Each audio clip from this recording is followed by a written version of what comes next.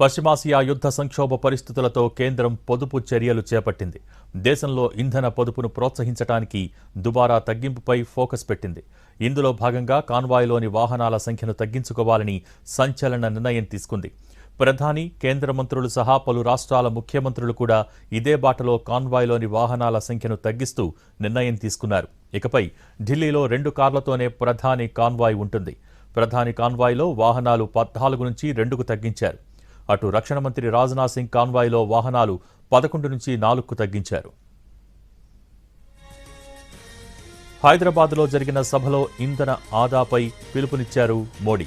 స్వయంగా ఆచరిస్తూ పొదుపు చర్యలు అమలు చేస్తున్నారు. కాన్వాయ్లో ఎలక్ట్రిక్ వాహనాల వినియోగం పెంపునకు చర్యలు తీసుకోనున్నారు.